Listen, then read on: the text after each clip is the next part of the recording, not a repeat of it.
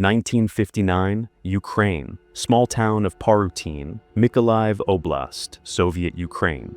Now you are seeing unique footage from the KGB archives. You will hear an incredible story today, my subscribers. On October 2nd, 1959, suddenly, out of nowhere, in the village of Parutyne from the side of the Dnieper Bay, unidentified round glowing flying objects appeared. These objects threw this small town into complete chaos. In the evening, the town's residents who were fishing saw how these objects flew out of the water, soared toward the sky, and began to circle there. The frightened fishermen ran and went straight to the local police, where they told everything to the chief of police of Parutyne, Vladislav Milko. Milko decided to see for himself what was happening at the shore. He and his two assistants got into a car and headed to the scene. When they arrived at the shore, they did not notice anything unusual there, and considered it to be a senseless joke by the fishermen. Milko threatened the fishermen that he would open a case against them. However, very soon on the radio, the chief inspector of the opposite village of Luparev came on the line and asked the duty policeman of Parutyne if they had noticed strange lights in Parutyne. The duty policeman replied that fishermen had come to them and told the story about this, but they did not believe it. The duty policeman entered Milko's office and told him that the fishermen were not lying because the inspector of the village of Luparev had contacted him and told the same story. Milko was puzzled and did not know what to do. 2 days passed, and on October 4th, these objects appeared right above the town. They were circling in the sky, and almost 90% of the town's population were eyewitnesses to this. Milko urgently contacted the chief of police of Mykolaiv, Viktor Melnik. Melnik did not understand at all what was being talked about.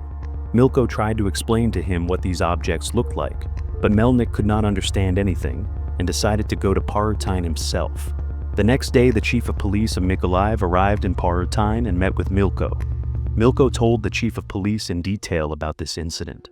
When Melnik heard the story of what happened, he ordered Milko to summon the fishermen and also several town residents who were eyewitnesses to this incident for interrogation. 3 fishermen came to the police station. Melnik interrogated them in detail and ordered them not to talk to anyone about this incident. He also declared a curfew in the town of Parutyne. After 8 o'clock, going out in the town was forbidden for the population, and for those who violated the curfew, the strictest measures would be taken against them. The chief of police of Mykolaiv and the police officers with him decided to stay in the town, hoping that these objects would appear again. On the night of September 5th, a loud noise was heard. It sounded as if something massive had fallen to the ground, which woke up the entire town. The alarm siren was turned on, and full mobilization was declared in the police. Also, auxiliary forces from nearby villages headed to Parutyne. Several groups were formed and distributed to different parts of the town. One of the police groups saw that there was a fire about 500 meters from them. When they headed toward the fire, they saw a destroyed house that was on fire. Also, on the radio, another group reported that 2 houses were burning in front of them. One of the buildings was abandoned. Now you are seeing footage of this building. These are classified footage that was kept in the KGB archives. And as you know from my videos, after the collapse of the Soviet Union, this became accessible to me, and not only to me. And today you are seeing this material for the first time. Also, near this town, there was a factory area that was completely destroyed, as if a large bomb had fallen on this place. As surprising as it may be, during these events, no one died. Only 20 residents were injured. The police were in complete shock and, from confusion, did not know what to do. At this time, a person appeared near the factory who himself saw what happened on the factory territory. The police put him in a car and took him directly to Viktor Melnik. This person stated that he was the guard of the factory territory and had himself seen what happened there. He said that when the glowing spheres approached the buildings, these buildings collapsed by themselves and caught fire. He did not see where these glowing spheres came from on the factory territory. According to him, he was sleeping and was awakened by the sound of destruction. Also, on the town's territory, many people were outside. Some town residents' houses were completely burned. Also, several similar cases were recorded in neighboring villages.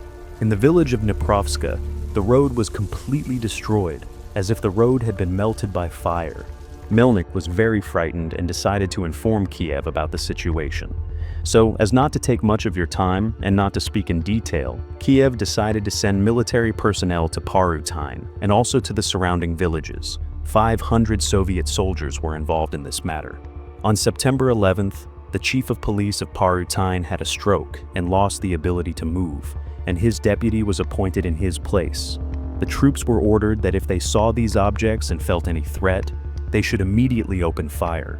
This was a direct order from the then Soviet Union's Minister of Defense, Rodion Malinovsky. And for Malinovsky, such unidentified incidents were not the first in his career. These strange events of October 5th ceased.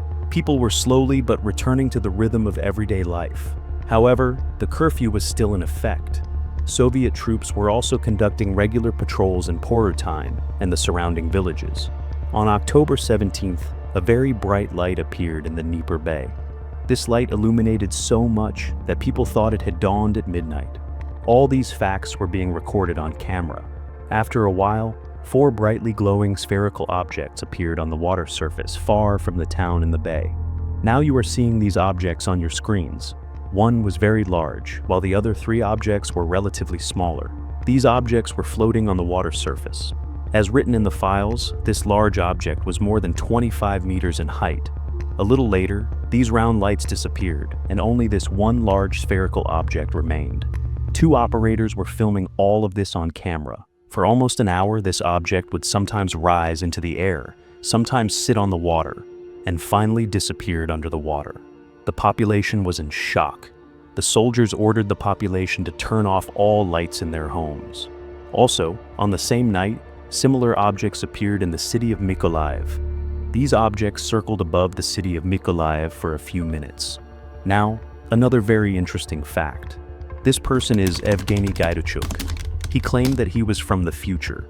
Officially, what he claimed was quite banal about how he got from the future back to the past. And he was directly instructed by the Kremlin to tell his story this way. You can find information about Gaiduchuk on the internet, so I won't talk much about this person here. However, the reality was completely different. Now you will understand what Evgeny has to do with these events. In his personal notes, there is one interesting detail. This note is kept in the cultural house he founded in the small town of Zhirnovsk. By the way, 40 years ago, Gaiduchuk said that a war would happen between Ukraine and Russia in 2022, and also many other things he said that actually happened. Gaiduchuk tells about an event that happened in 2023 in Russia in the future, specifically in the city of Norilsk, where round glowing objects completely destroyed 80% of the city of Norilsk, as well as the entire airbase and military barracks. As Gaiduchuk claimed, there was also a radiation leak in Norilsk, where life was impossible, and people left this city in the cold, snowy February, and the city was declared a closed zone. These events exactly resemble the events that took place in 1959 in Parutyne and the surrounding villages. However, according to Gaiduchuk's notes, the Norilsk events in 2203 were much more destructive. How much can we believe Gaiduchuk? I don't know, but he has said many things that have come true. He also accurately predicted the end date of World War II. As I mentioned above, you can find information about this person on the internet. However, I will specifically make one video about this person with his secret materials that are not officially available on the internet. And you will also learn how the British wanted to recruit Gaiduchuk, and I will tell you many other interesting facts. Similar unexplained events happened very often from 1910 to 1983 during the Soviet Union period. What this could be connected to, the Soviets knew, or not. And there is no real explanation from anyone. It will be interesting to read your comments. Also, don't forget the likes to help the channel increase its recognition.